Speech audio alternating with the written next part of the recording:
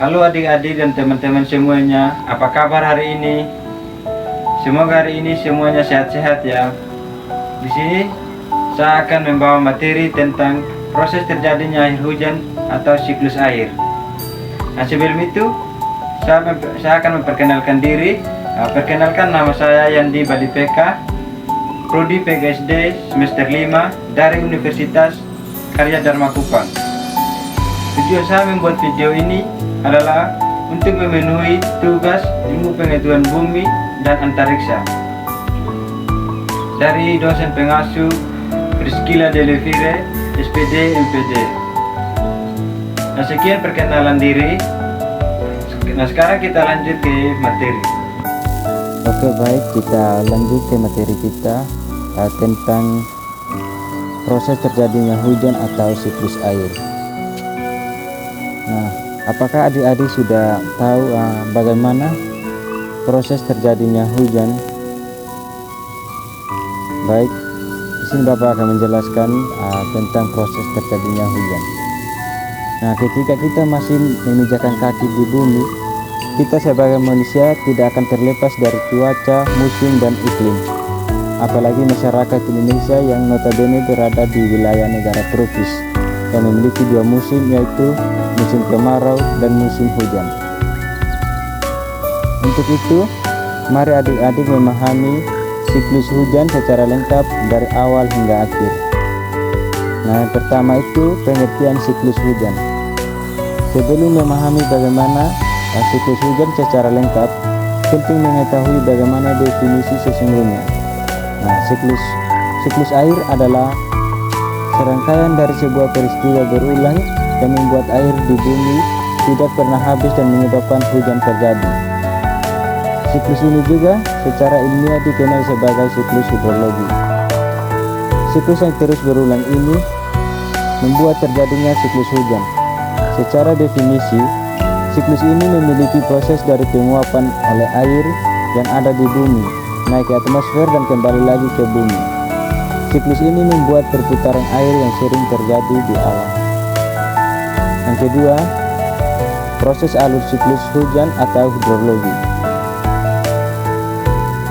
Nah, seperti yang Bapak jelaskan sebelumnya, siklus hujan sendiri biasanya akan terjadi dari evaporasi, kondensasi, hingga turun lagi ke bumi. Berikut penjelasan lebih detail tentang siklus hujan. Nah, adik-adik coba perhatikan gambar. Yang pertama itu ada siklus evaporasi.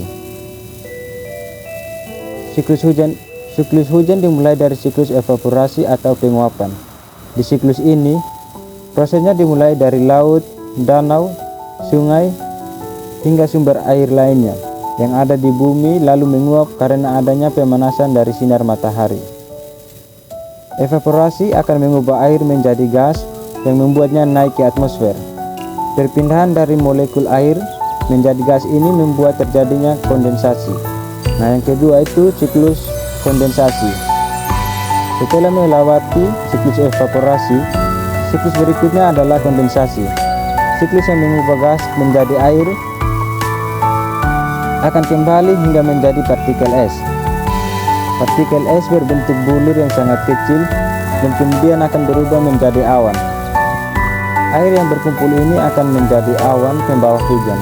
Siklus ini adalah kembalikan dari evaporasi. Yang ketiga, siklus presipitasi. Pada tahap ini, presipitasi menjadi lanjutan dari kondensasi. Proses ini terjadi karena adanya proses pendinginan dan adanya penambahan uap air.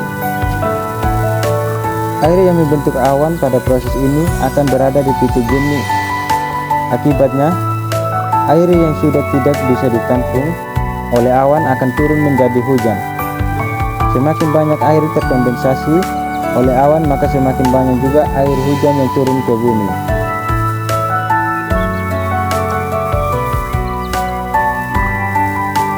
Dan yang keempat, runoff.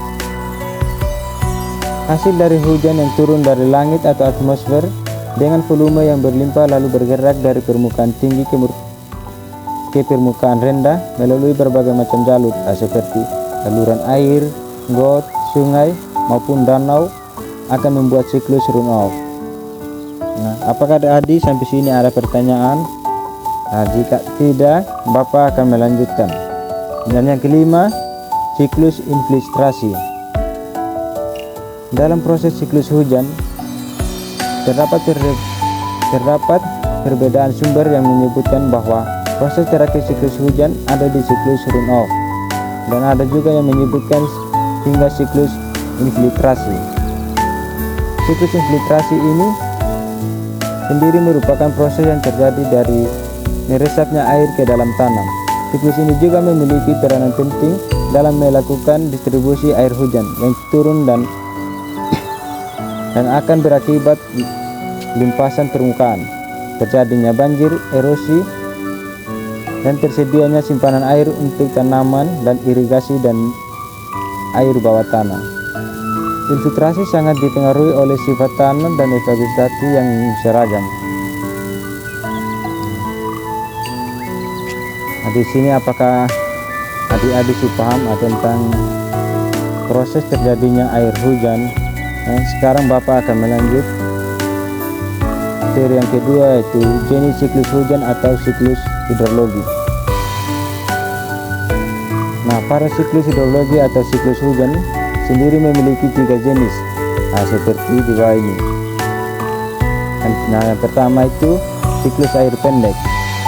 Pada siklus air pendek, air hanya mengalami evaporasi atau penguapan dari laut, sungai, danau, dan permukaan air lainnya yang ada di bumi. Lalu uap air mengalami kondensasi hingga berubah menjadi awan dan hingga terjadinya presipitasi di bumi. 2. Siklus air sedang. Berbeda dengan siklus air pendek, di siklus air sedang ini tidak terjadi di laut melainkan di daratan, mengalami proses yang sama dari evaporasi menjadi kondensasi dan terjadi presipitasi dan mengalami efeksi atau terjadinya pergeseran awan ke tempat lain karena adanya bantuan angin yang menyebabkan terjadinya runoff, sehingga mengalami proses berulang terjadi. Nah, coba adik-adik perhatikan gambar.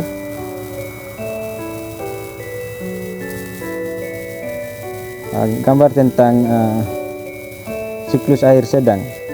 Dan yang ketiga itu siklus air panjang. Pada siklus ketiga ini, prosesnya hampir sama dengan siklus air pendek dan siklus air sedang. Perbedaannya adalah siklus ini mengalami proses yang cukup panjang. Dari evaporasi hingga kondensasi masih sama prosesnya. Tetapi, hujan yang turun bukan air melainkan hujan es.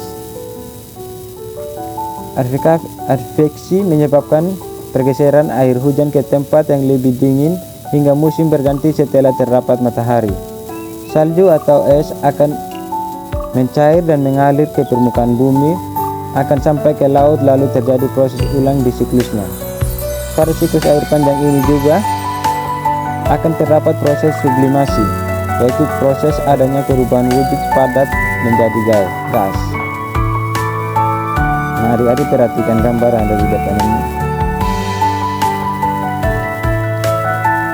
Nah, cukup materi kita pada hari ini. Cukup sekian. Nah, itulah beberapa proses yang terjadi pada siklus hujan atau siklus hidrologi. Semoga adik-adik bisa menambah pemahaman kita akan prosesnya terjadi hujan dan panas yang terjadi di wilayah kita. Sekian dari penjelasan saya tentang proses terjadinya air hujan atau siklus air. Semoga bermanfaat untuk adik-adik dan teman-teman semuanya.